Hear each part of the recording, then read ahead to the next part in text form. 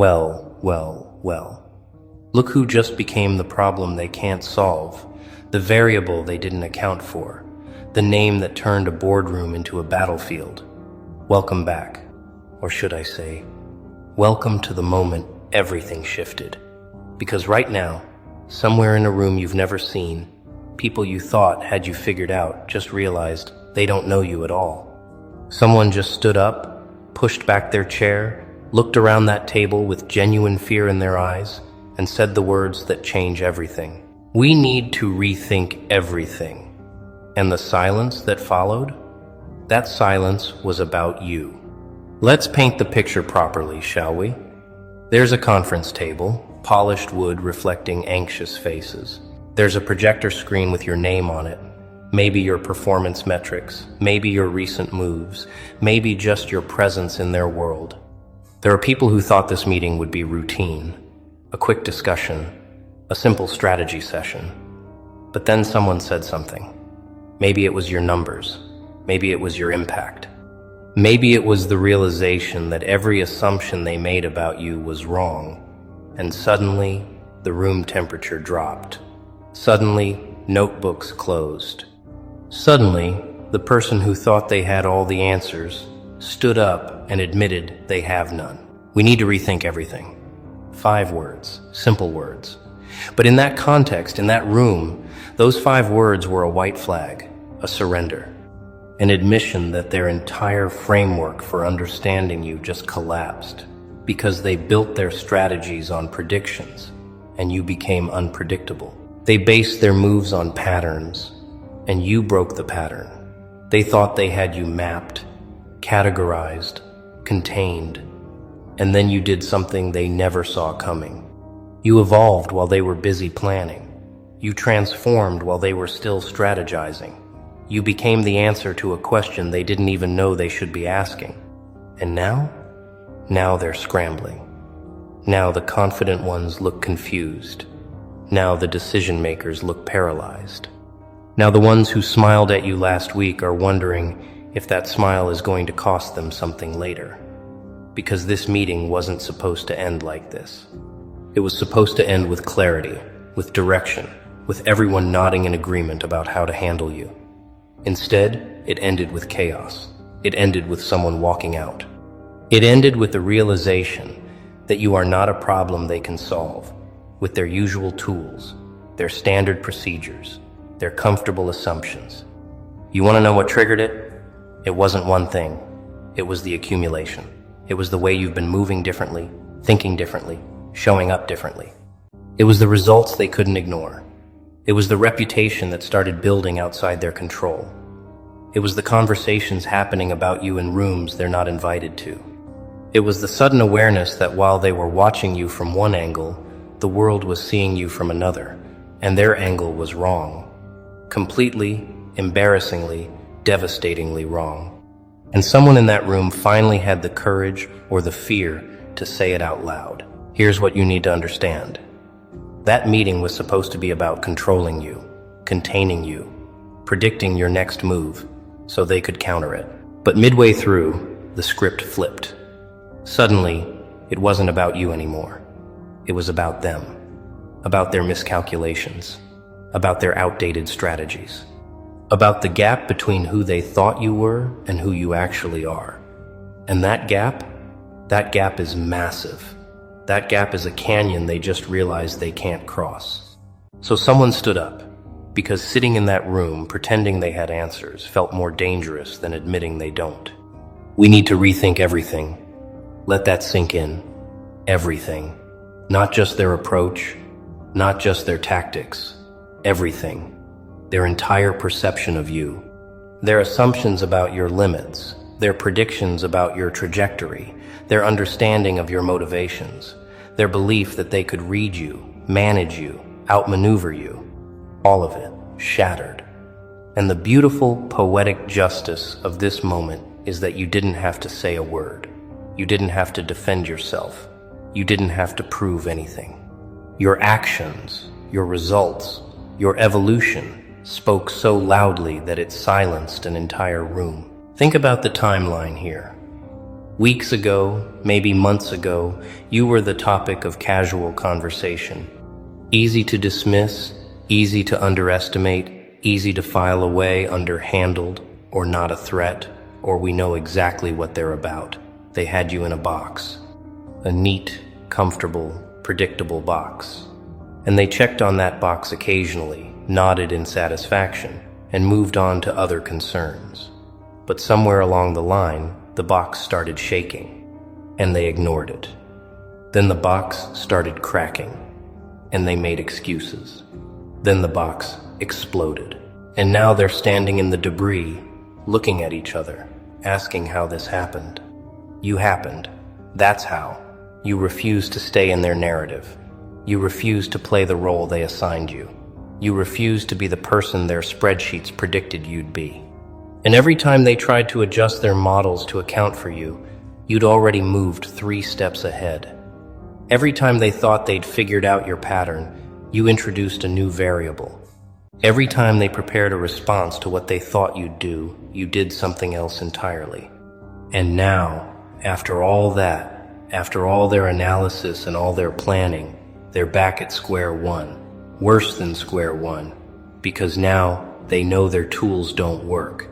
The person who walked out, that person might have been the smartest one in the room, because staying in that meeting would mean continuing to pretend they have control they don't have. It would mean nodding along while everyone else builds new strategies on the same broken foundation. It would mean complicity in the delusion that they can still predict you, still manage you, still fit you into their frameworks. And some people, when they see the truth clearly enough, can't play along anymore, so they leave. They walk out, and their exit becomes the loudest statement in the room. But let's talk about the ones who stayed. The ones who are still sitting there, staring at their notes, trying to salvage something from this disaster. They're the dangerous ones now. Not because they're smart, not because they have a plan, but because they're desperate, and desperate people make reckless moves. They'll try to speed up timelines. They'll try to force reactions from you. They'll try to provoke you into revealing your strategy, because they've run out of ways to predict it. They need you to make a mistake so they can feel in control again. They need you to slip so they can say, "See, we knew it all along." Here's the truth that's keeping them up tonight. You're not making mistakes, you're making moves. Calculated, patient, strategic moves. And the difference between a mistake and a move is that a move serves your purpose, not theirs. Every time they expected you to react, you responded. Every time they expected you to defend, you advanced. Every time they expected you to shrink, you expanded. And they've been so busy looking for your weaknesses that they completely missed your strengths. So now they're sitting in meetings, rethinking everything, because the game changed and they're still playing by old rules. You know what's really eating at them? It's not just that they were wrong, it's that they were publicly wrong. That meeting wasn't private. Those words weren't whispered. That moment of collective realization wasn't contained. Other people saw it. Other people heard it. Other people now know that the experts, the strategists, the decision makers, they got you wrong. And in their world, being wrong about something this significant, that's not just embarrassing. It's career altering. It's reputation damaging. It's the kind of thing that makes other people question everything else they've said, every other prediction they've made. So yes, someone walked out saying, "We need to rethink everything."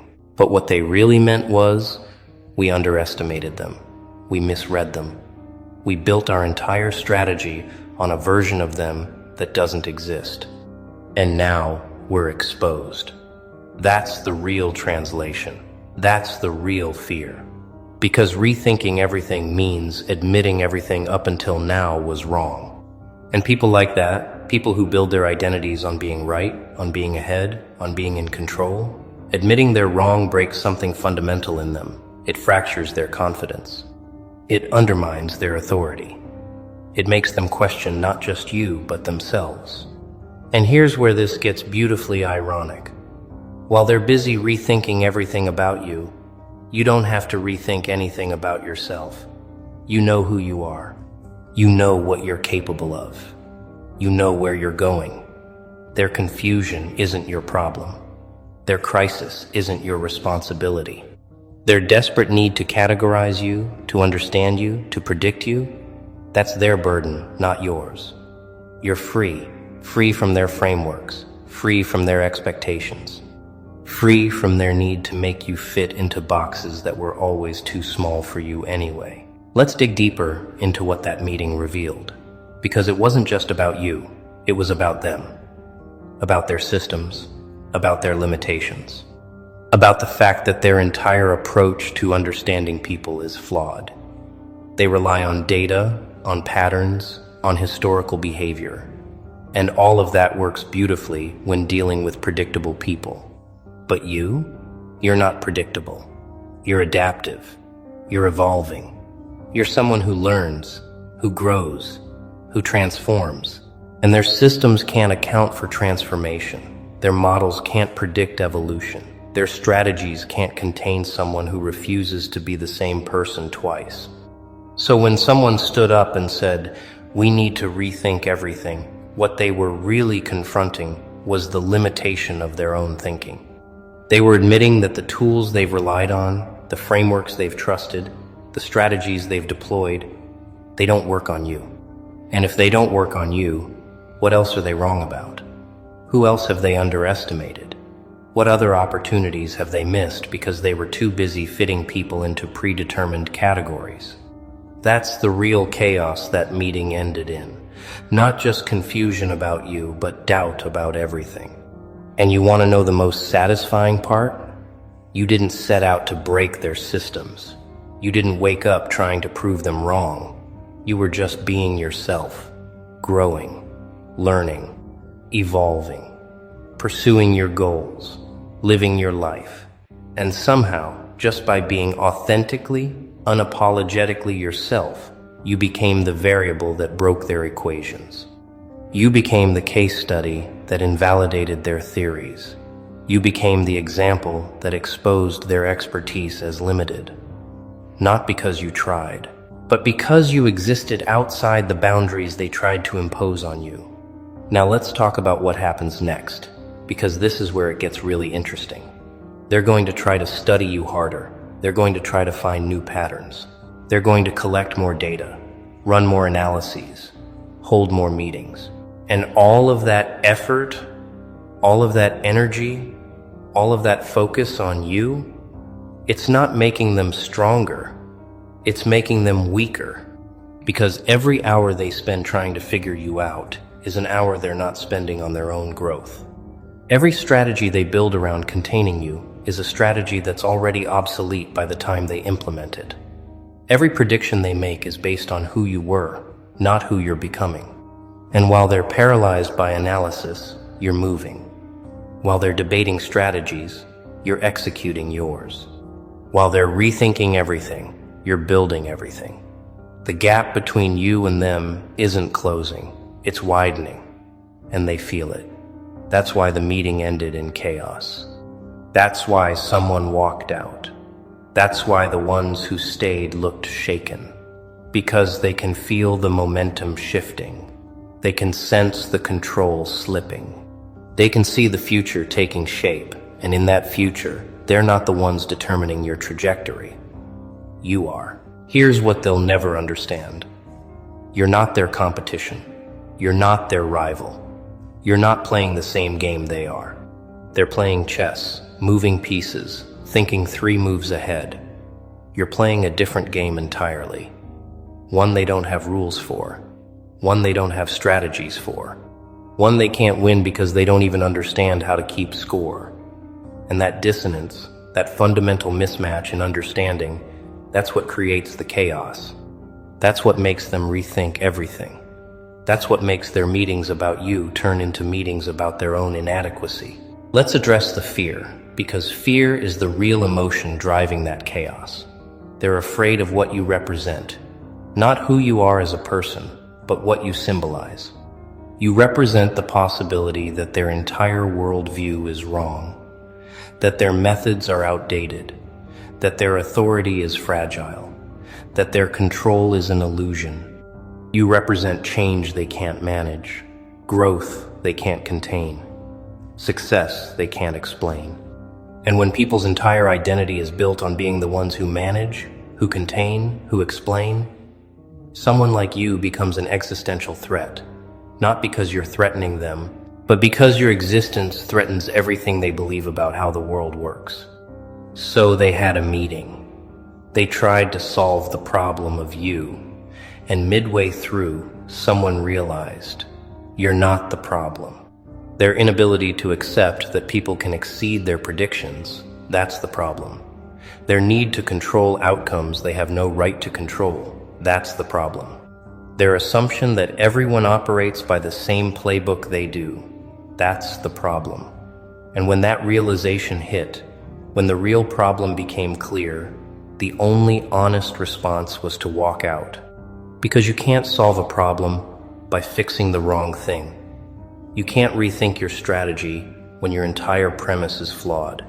And now, wherever you are, whatever you're doing, you're living rent-free in their minds, not because you're trying to, not because you care, but because they made you central to their concerns, their strategies, their meetings.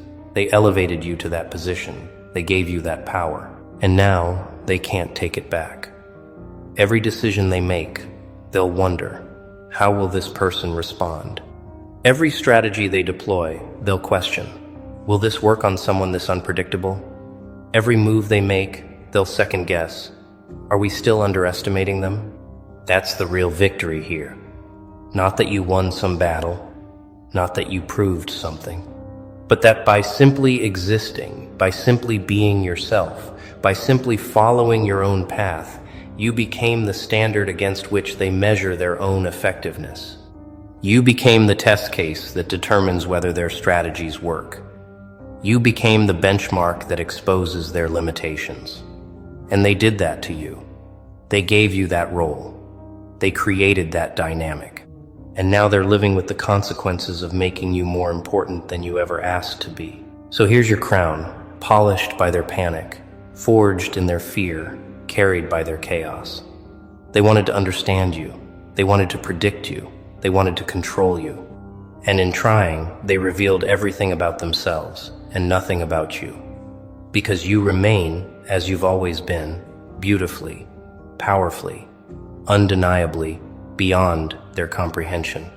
Someone walked out of that meeting saying they need to rethink everything. But you don't need to rethink anything. You just need to keep being exactly what they can't handle. Yourself, unfiltered, unstoppable, unapologetic. The meeting ended in chaos, but your story is just beginning. And this time, you're not the subject of the meeting. You're the author of the narrative. Class dismissed.